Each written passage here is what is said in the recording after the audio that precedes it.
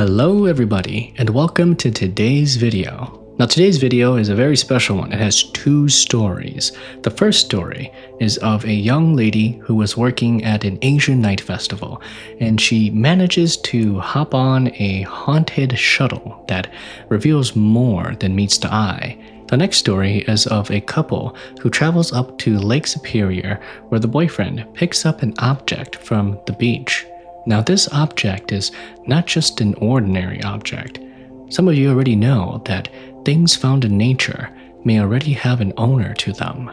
Anyways, before we get started, please leave a like and subscribe, and without further ado, enjoy the show. This happened to me during an Asian night market back when I was still in college and helping out the family. At that time, I was one of those people who always said yes to volunteering because I felt bad when people asked for help. If you're Hmong, then you already kind of know how that goes. People don't really ask for help. They just say your name, point at a table, and suddenly you're carrying 20 folding chairs.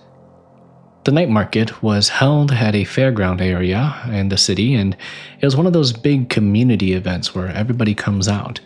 There was a bunch of different food booths, like Hmong food and Vietnamese food and Thai, people selling merchandise and clothes, friends and family getting together to just enjoy a good time. It was loud, crowded, and honestly kind of beautiful in that chaotic community where a bunch of people were coming all together at once. There are even grandmas trying to bargain their way, even though the vendor already gave her a discount. I had been there since the early afternoon to help set up tables for our booth. We sold drinks, I helped cook, and sell a bunch of food for people. I spent most of the night answering the same question over and over again, which is how much does the papaya salad cost, even though we have a picture and a price right on top of our sign. By the time the event ended, I was pretty exhausted. My feet hurt, my hair smelled like grilled meat, and my phone was at 6% because this particular brand of phones, the battery sucks and they drain like crazy even if you don't use them. Most of my friends had left before me because they had parked closer to the main entrance. I had parked in the overflow lot, which was farther away across a service road near some buildings. During the day, it was fine. At midnight, after all the booths were closing and the lights were shutting off one section at a time, that walk suddenly felt very different. It was not dangerous in an obvious way. It was just too quiet for a place that had been full of people an hour earlier. I asked one of the organizers if there was still a shuttle running to the overflow lot. She was busy counting cash and told me she thought the last shuttle had already gone, but sometimes the drivers circled back for volunteers. That was not exactly comforting, but I was too tired to argue. I stood near the edge of the parking area, holding my tote bag, my half-dead phone, and a box of leftover water bottles that an auntie told me not to waste. After about 10 minutes, I saw some headlights coming from the far side of the lot. A small white shuttle pulled up near the curb. It looked like one of those older airport shuttle vans with tinted windows and a sliding door on the side. There was no company logo, no event stickers, and no route signs. But the driver opened the door and leaned over slightly. I saw an older man behind the wheel wearing a dark baseball cap. He asked, "Overflow parking?" I said yes right away because that was where I needed to go. I know now that I should have asked more questions, but at the time I was cold, tired, and thinking about how good it would feel to sit down. It's not always curiosity that gets you in trouble, but sometimes it's just convenience. I climbed into the shuttle and sat near the front. The inside smelled faintly like rain, old vinyl seats, and something sweet. I looked toward the back and thought I saw shapes sitting in the seats, but the interior lights were dim and the windows were dark, so I assumed that they were bags or folded jackets. I was too tired to care. I just wanted to get to my car. The driver pulled away from the curb without saying anything else. At first, I thought we were headed toward the service road that led to the overflow lot, but after a minute, I realized we had gone the wrong way. Instead of going around the fairgrounds, it went around through a side exit onto a street lined with closed buildings. I leaned forward and said, "Sorry, isn't the overflow lot the other direction?" The driver looked at me through the rearview mirror, but he did not answer. His face was hard to see under the cap. The mirror reflected only his mouth and chin. He kept driving. I told myself that maybe there was construction or maybe he had a different route. Still, something about the silence bothered me. Usually, shuttle drivers talk, even if it is just complaining about traffic or asking about what event just ended. This driver said nothing. He drove slowly, both hands on the wheel, eyes forward, like he had done this exact route too many times to think about it anymore. We passed a closed Asian grocery store, then a laundromat and some other buildings outside. The strangest part was that I did not remember any of these buildings being near the fairgrounds. This city has plenty of streets like that, so it wasn't impossible, but the more we drove, the more everything felt slightly misplaced. The buildings looked familiar in the way dreams look familiar, like places from real life had been rearranged by someone who only half remembered them. My phone buzzed once, then it died in my hand. Of course it did. That phone could survive 3 hours of me scrolling Facebook for no reason, but the moment I needed maps or emergency contact, it gave up like it had seen the script already.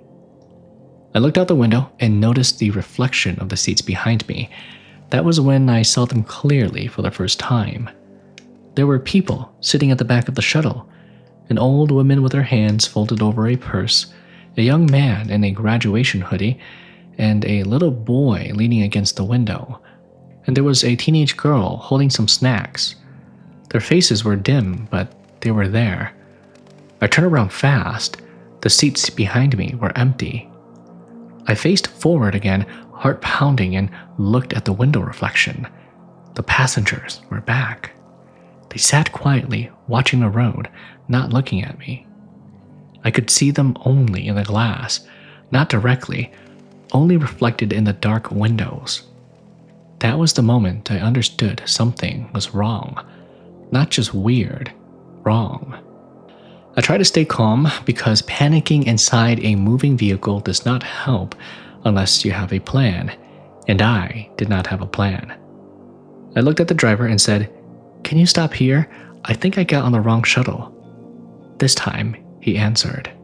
He said, "Not yet." His voice was low and tired, like someone speaking from another room. I asked, "Where are we going?" He said to me, "You have something that doesn't belong to you." I immediately checked my bag. I had water bottles, my wallet, keys, just my belongings, nothing unusual. But then I noticed something stuck to the sleeve of my jacket. It was a small paper wristband, the kind they put on kids at festivals so parents can write a name or phone number on it. It was faded yellow, old-looking, and stuck to my sleeve as if it had been wet once and dried there. I pulled it off carefully and held it closer. There was writing on it in a faded marker. I stared at it, confused because I had no idea where it came from, and since the writing was so faded, I couldn't read what it said.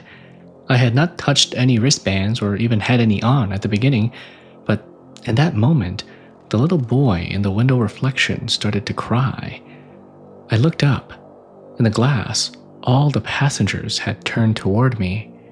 The old woman's mouth moved, but I heard the driver's voice instead. He said, "Forgotten things have to be returned." I wanted to throw the wristband on the floor. I really did, but something stopped me. Maybe it was the child crying. Maybe it was the way that the passengers stared at it, not with anger, but with a kind of desperate hope, like that tiny paper band mattered more than anything else in the shuttle. The van turned into an older neighborhood. The houses were small, with chain-link fences and porch lights glowing yellow. I recognized the area vaguely, but I also knew we had driven too far for it to make sense. The streets were wet, even though it had not rained at the fairgrounds. The sidewalks reflected the streetlights like black glass. The driver slowed near an apartment complex. It was old, 2 stories with peeling beige paint. He stopped at the curb and did not open the door. I asked, "Is this where I get off?" And he said, "Not tonight." Then he pointed toward the apartment building. In 1 second, the windows of the shuttle fogged over. Shapes moved outside, and I heard voices. A woman calling a child's name, tires screeching somewhere far away, someone shouting, someone praying, and then, underneath all of it, the soft electronic sound of music festival, like it was playing from a booth far from the distance. The reflection in the window changed. I was no longer seeing the shuttle seats. I was seeing a memory.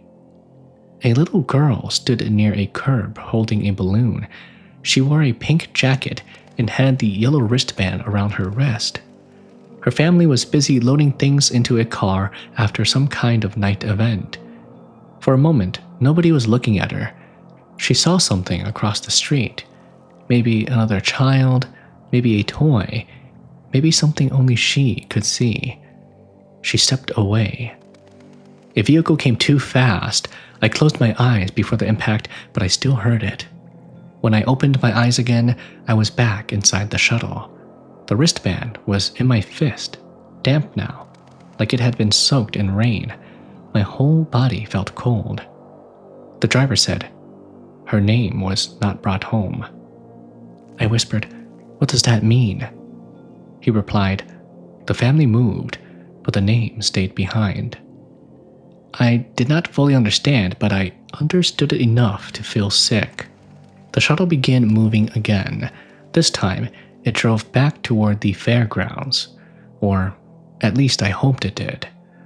The passengers in the reflection slowly turned away from me, and the little boy stopped crying.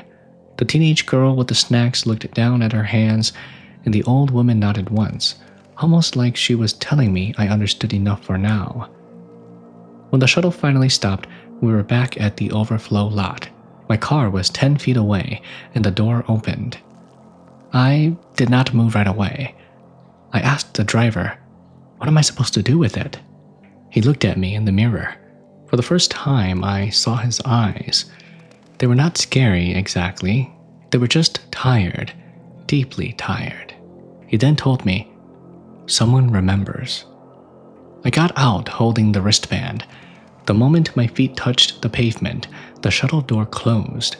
I turned around to ask one more question, but the shuttle was already pulling away.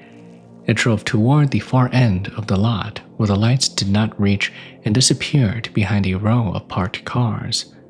I ran a few steps after it, but when I reached the end, there was nowhere it could have gone. No exit, no road, and just a fence. I sat in my car for a long time before driving home. I kept the wristband in my cup holder because I did not want it touching me, but I also did not want to throw it away. When I got home, I woke up my mom even though it was late. I told her the whole thing. At first, she looked annoyed. Then I explained my story and showed her the wristband. Her face changed after listening to me, and the next day she called my grandma. After that, my grandma had a shaman come in to do a ceremony, and this is when we found out about that wristband. Years before, after a community festival, a little girl had been hit near an apartment complex. Her spirit could not find her way home and could not find her family. So the shaman had to do a ceremony to help guide the child into the afterlife. After that, we got rid of the wristband, and there were no problems that happened. Except one night, I had a strange dream. In this dream, I was visited by that girl that I saw. She was with her family this time, and she came to me to say thank you before fading away. I woke up and thought about how weird of a dream it was, but just summed it up as she was coming to say thank you for helping her. I still do those events to this day, and now I learned my lesson to not hop on to strange shuttles in the middle of the night. You know, guys, that story reminds me of an experience that I had, a very similar experience. It's not scary though, it's just like funny and it was a good time. It was during around the time of the Minnesota State Fair. And for those of you guys who live in Minnesota or around the Midwest in Wisconsin, it's a pretty big festival, sort of state fair, and there's a lot of people that goes there, and there's all this delicious food and attractions and such. So I went with my wife and her family, and when we got there, clearly there wasn't enough parking. We had to park super far away from the state fair, and then we waited for a shuttle, and they are the Hmong people that came in a little later, around 2004. So it was like a running joke during that time that whenever we hopped on the shuttle or the bus, they'd always say, "Oh, we get to go to America. We get to go to America." Because if you guys didn't know, Hmong people who were, who immigrated from the refugee camps in Thailand before they moved to the US of A, they got onto these buses. These buses loaded up all these Hmong people from refugee camps and then, drove them to stay somewhere and then get their paperworks done and to come finally to America. So that whole weekend we were just saying the same joke of, "Oh, we get to go to America now. Oh, we get to go to America now." But yeah, Minnesota State Fair, pretty fun. If you guys see me there, please wave hello at me. I look just like my profile picture. This happened to me a few years ago when my girlfriend and I took a last-minute trip. At the time, I was one of those people who liked traveling with no real plan. I would see a nice place online, check the weather for maybe 5 seconds, and then tell myself that everything would work out. Looking back, that was probably not a personality trait, but just poor planning with confidence. My girlfriend was way more organized than me, but she also liked the quiet nature trips. So when I told her that we should drive up toward Lake Superior for fall photos, she agreed. It was October. The leaves were changing, and everyone on Facebook were posting pictures of cliffs, waterfalls, and lake views. Hmong people were posting stuff on Facebook Reels. I packed one backpack, a cooler with drinks and snacks, and we left early in the morning. The drive started out normal. We stopped for some boba tea, bought sticky rice and sausage from Hmong Village, and listened to old songs our parents used to play. By the time we reached our destination, the sky had turned gray, and the lake looked almost black under the clouds. The lake itself looks pretty different. It looks too big, a little too deep, and too old, like it has been watching people come and go for a very long time. We spent most of the afternoon taking pictures near the shoreline. The wind was strong, and the waves kept hitting the rocks hard enough to spray cold mist into the air. My girlfriend kept telling me to not get too close to the edge, and I kept telling her that I would be fine. At one point, she was fixing her hair for a picture, and I noticed a smooth black stone near my shoe.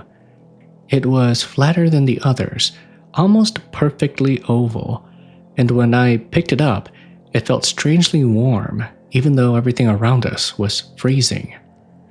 I turned it over in my hand and thought that it looked cool. There was a pale line running through the middle, like a crack or a scar. I told my girlfriend that I was going to keep it as a souvenir. She told me to not take random things from nature because elders always say that some things already have owners.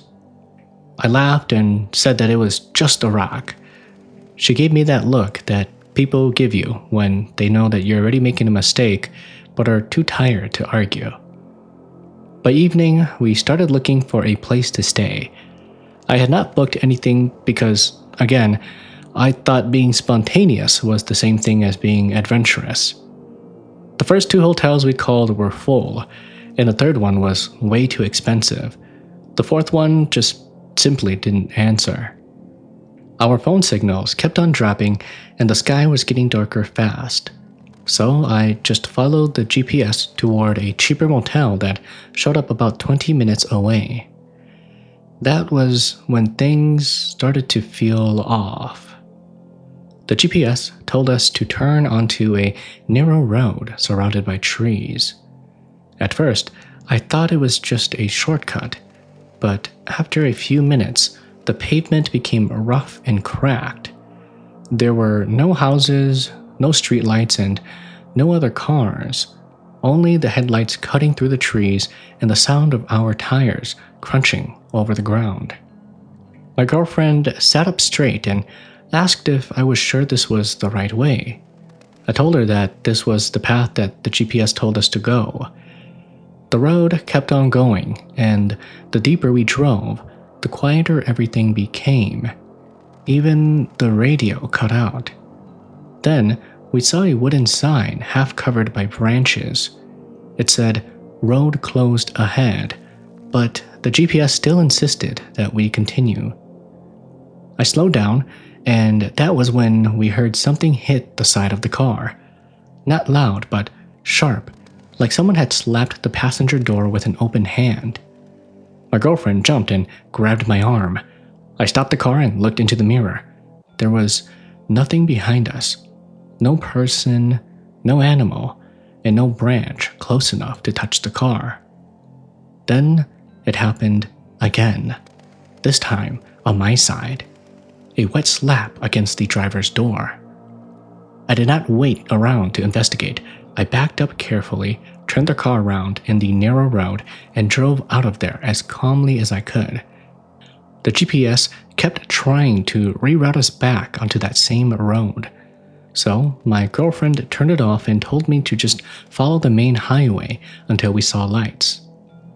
About 15 minutes later, we found an old motor lodge near the lake. It was one of those places with a faded sign, outdoor room doors, and a small office with a bell on the counter.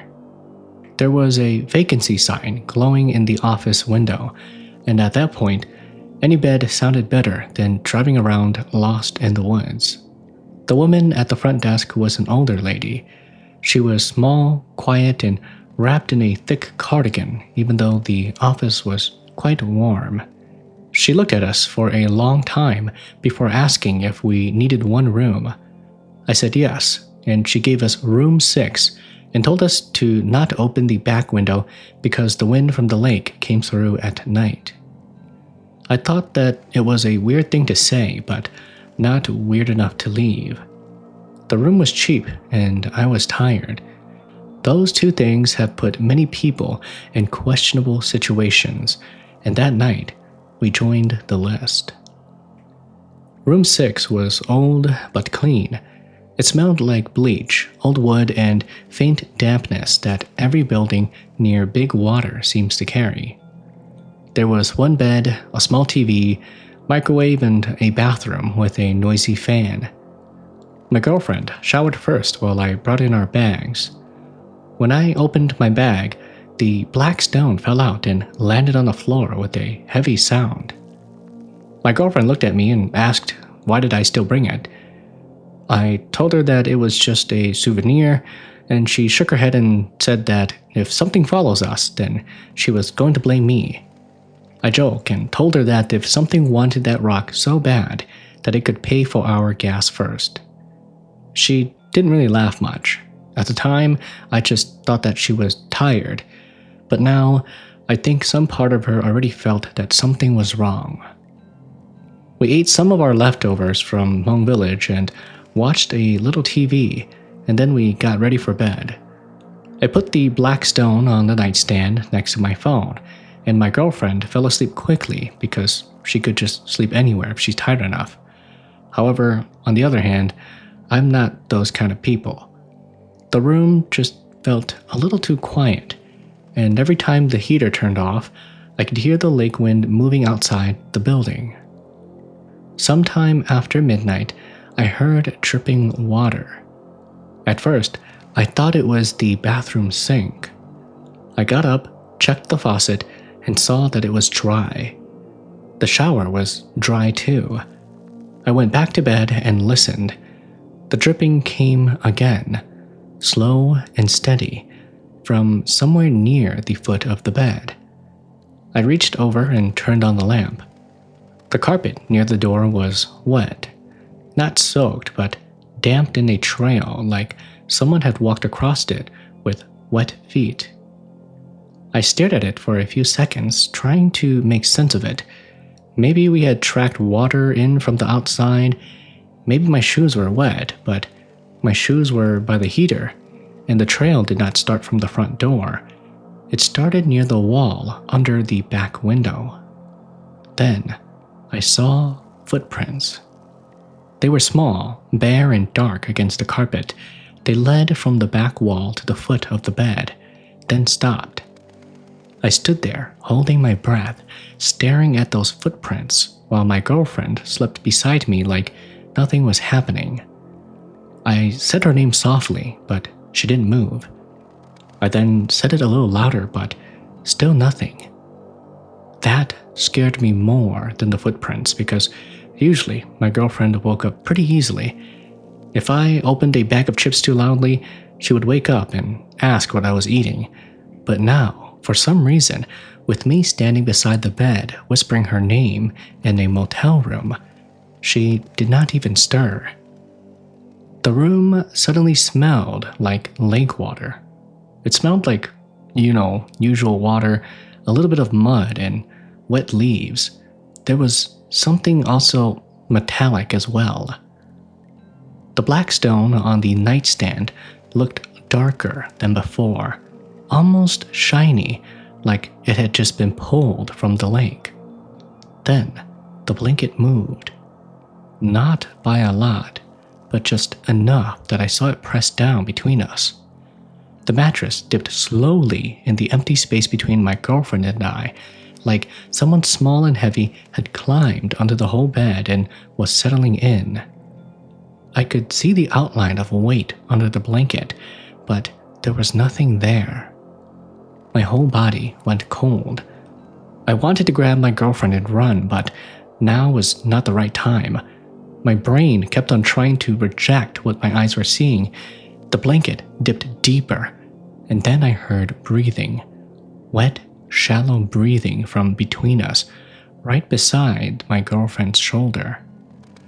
I finally forced myself to move. I grabbed her shoulder and shook her hard. She woke up angry at first, but then saw my face and stopped. I pointed at the blanket. The dipped shape was still there. My girlfriend whispered to me and asked what it was. The moment that she spoke, the shape under the blanket shifted toward her. She screamed and jumped out of bed. I grabbed the blanket and yanked it off. Nothing was there, but the mattress between us was wet. Not damp, wet, like someone had been lying there in soaked clothes. Then something knocked from inside the back wall. 3 slow knocks. My girlfriend started crying quietly, saying that we needed to leave. I agreed, but when I grabbed my keys, the black stone rolled off the nightstand by itself and stopped in front of the back window. The curtains moved even though the window was closed, and behind the glass there was only darkness. But for 1 second, I thought I saw the outline of a face pressed up against it, low to the ground, as if someone was crouching outside and trying to look in. We did not stay until morning. We packed everything in maybe 2 minutes, left the room key on the dresser, and ran to the car. As I started the engine, my girlfriend asked if I brought the stone. I checked my pocket. It was there. I did not remember picking it up. She looked at me and said, "Throw it out." I was about to, but the motel office light turned on. The lady at the front desk stood in the doorway, looking at us through the rain. She lifted one hand, not waving exactly, but more like telling us to wait. I rolled down the window a little, and she walked over slowly and looked at my pocket. Then she said, "You took something from the lake." Neither of us answered. She sighed and told us to come inside the office for a minute. I didn't want to, but something about her voice felt serious, rather than threatening. Inside, she made us sit near a small heater. She asked us where we had stopped before coming here. I told her that we went to the shoreline and then we went to this closed forest road. She nodded like she already knew. Then she explained that people take things from the lake all the time. Stone, pieces of wood, glass, but most of the time nothing happens. But sometimes, she said, some things lost in the water attaches itself to what you carry.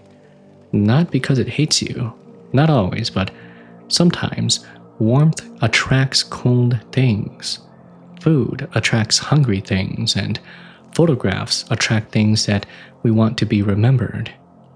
My girlfriend asked about what was in our room, and the lady at the front desk looked at the stone in my hand and said that maybe someone who wants to come out of the water.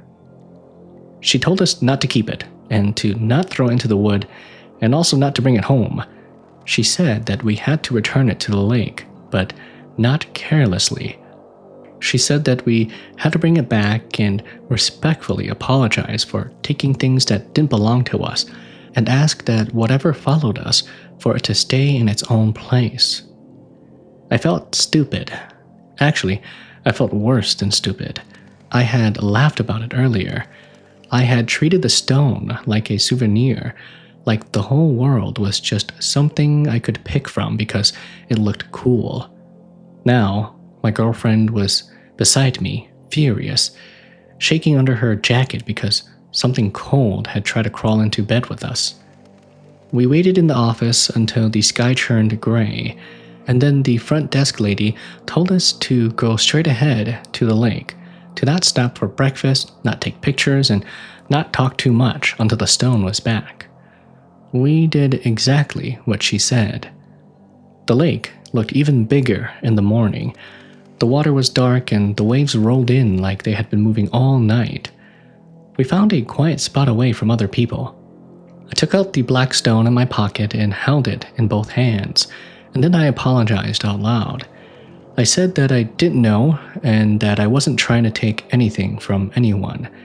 I said that whoever or whatever followed us needed to stay there and not to come with us, and that it wasn't allowed, it wasn't welcome. Then I placed the stone back near the water. For a second, nothing happened. Then a wave came farther up than the others and covered it. When the water pulled back, the stone was gone. The two of us stood there quietly. The air still felt cold, but the heaviness was different. It no longer felt like something was standing behind us. It felt like the lake had taken back what belonged to it. We drove home after that, and we barely talked for the first hour. When we finally stopped for some gas, my girlfriend checked her phone and started deleting the photos we had taken near the lake. I asked her why, and she said that she didn't want anything from that place to come home with us. I thought that she was being a little dramatic until I checked my phone. There was one photo I did not remember taking. It showed me and my girlfriend standing by the lake the evening before. We were facing the camera, smiling with the gray water behind us. But between us, just slightly behind our shoulders, there was a figure standing in wet clothes. It was small, maybe a child or a very short person with dark hair that stuck flat to its head. Its face was blurred, but its hand was visible. That hand was resting on my backpack, the same backpack where I had put the stone. I deleted the photo immediately, and then I cleared it from the trash folder too because I was not taking any chances. Since then, I don't take things from places anymore. Not stones, not sticks, not even little souvenirs. If something belongs to the land, I leave it there. If my girlfriend tells me that something feels wrong, then I listen the first time. Ever since then, whenever we do any traveling, I always make sure that we book a hotel before we get there. You know, guys, this story about the lake, it also reminds me of a place that I've went to in the past that It was during a time when I was still working in the summer as a kind of like a camp counselor for, underrepresented high school students. It was like basically like a summer camp for them to experience what college is like. And we went on this field trip to this beautiful lake. I don't think it was Lake Superior. I don't know what lake it was, but it was one of the maybe northern lakes or northern bodies of water. And there was this beach that had these beautiful stones. Like if you guys have gone there, you guys probably know what I'm talking about. They had these super round and smooth stones.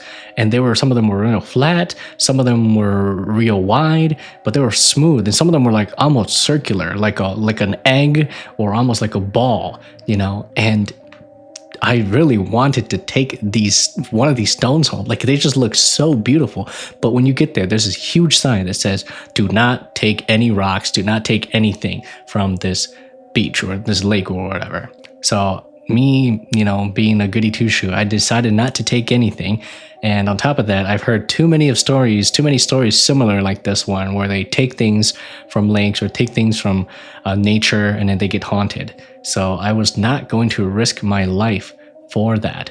I say that, guys, but actually now that I recall, there was a time when I went to Florida with my wife and her family, and we went down to the beaches and stuff like that, and I found a really interesting looking like rock. It was like a small little pebble. It was smooth, guys. It was like smooth and circular, and it had this little black dot that looked like an eyeball, looked like the iris of an eyeball. And I looked at it, I was like, that's pretty cool. And I picked it up and I put it in my pocket and I brought it with me. I had it with me the whole week we were there in Florida, brought it all the way up back to me, with me to my home. Nothing weird ever happened, to be honest. It just looked really cool. And then I think I went somewhere. Oh, I remember what I did. I went back home to visit my parents, and then my grandma was home. I showed it to my grandma, and then I left it in her room. So that rock is in my grandma's room now. I just call it like Illuminio Baho. If you Hmong people know what Baho means, sometimes Hmong OGs like to pick up random things that look kind of cool, and then they call it a Baho because they believe it brings good luck. So I didn't get haunted though. When I had that little rock, nothing really haunted me, nothing really bothered me. It was just kind of there. But maybe I need it back so I can get some good luck again, because I'm pretty broke. If you guys also have stories like this, please let me know in the comment section below if you've ever taken anything from some place or found some cool stuff in nature. But anyways, thank you guys for watching this video. YouTube's telling me that you might like this video on screen, and if you haven't already, please subscribe. That way I can buy more adult beverages to enjoy. Thank you.